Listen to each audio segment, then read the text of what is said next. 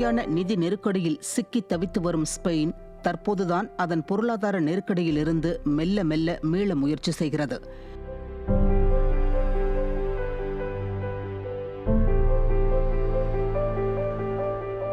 (2008) ஏற்பட்ட உலக பொருளாதார நெருக்கடி ஸ்பெயினை புரட்டி போட்டது. அதிலிருந்து மீள தற்போது வரை ஸ்பெயின் போராடி கொண்டிருக்கிறது. 2018 2.28%, 2019 1.98% மட்டுமே ஸ்பெயினின் உள்நாட்டு உற்பத்தி இருந்தது. 2020 ஸ்பெயினின் உள்நாட்டு உற்பத்தியானது அதல பாதாளத்திற்கு சென்றது. அதாவது 11.17% வீழ்ச்சியை நோக்கி ஸ்பெயினின் உள்நாட்டு உற்பத்தி சரிந்தது.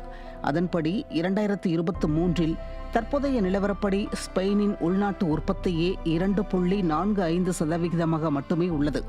2028 ஆண்டில் ஸ்பெயினின் உள்நாட்டு உற்பத்தி வெறும் 1.64% மட்டுமே இருக்கும் என பொருளாதார வல்லுநர்கள் கணித்துள்ளனர். ஸ்பெயினின் முக்கிய பொருளாதார போராட்டமாக அங்கு வேலையில்லா திண்டாட்டம் அதிகரித்துள்ளது. பல இளைஞர்கள் வேலை கேட்டு போராடி கொண்டிருக்கின்றனர். விலைவாசி உயர்வும் தலைவிரித்தாடுகிறது. ஏற்றுமதி இறக்குமதி துறைகள் ஸ்பெயினில் கடுமையாக பாதிக்கப்பட்டுள்ளதால் அதிலிருந்து மீளுவது எப்படி என்று அவர்கள் எடுத்த அத்தனை முயற்சிகளும் கை கொடுக்காமல் உள்ளன. இந்த பின்னணியில்தான் முதலமைச்சர் ஸ்டாலின் முதலீடுகளை ஈர்க்கப் போவதாக புருடா விட்டுவிட்டு ஸ்பெயின் புறப்பட்டு சென்றுள்ளார். பொருளாதார மந்த நிலையிலிருந்து மீளுவதற்கே போராடி கொண்டிருக்கும் ஸ்பெயின் எப்படி தமிழ்நாட்டில் முதலீடு செய்யும் என பொருளாதார வல்லுநர்கள் சந்தேகம் எழுப்புகின்றனர். சமீபத்தில்தான் உலக முதலீட்டாளர்கள் மாநாடு சென்னை நந்தம்பாக்கம் வர்த்தக மையத்தில் நடைபெற்றது. இதில் 6,64,180 கோடி ரூபாய் முதலீடு கிடைத்திருப்பதாக முதலமைச்சர் ஸ்டாலின் தெரிவித்தார். இந்த முதலீடுகள் மூலம் தமிழ்நாட்டில் 26,90,657 பேருக்கு வேலை கிடைக்கும் என கூறினார். அதற்குள் ஏன் ஸ்பெயின் பயணம் என கேள்வி எழுந்துள்ளது.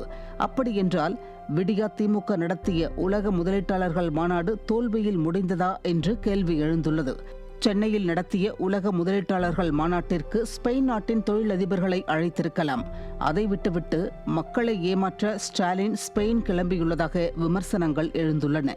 ஏற்கனவே 2022 ஐக்கிய அரபு நாடுகளுக்கு சென்றதில் 6,100 கோடி முதலீடு கிடைத்ததாகவும், 2023 மே மாதம் சிங்கப்பூர் ஜப்பான் நாடுகளுக்கு சென்றதில் 1,342 கோடி ரூபாய் முதலீடுகளுக்கான புரிந்துணர்வு ஒப்பந்தங்கள் கையெழுத்தாகியதாகவும் ஸ்டாலின் அறிவித்தார்.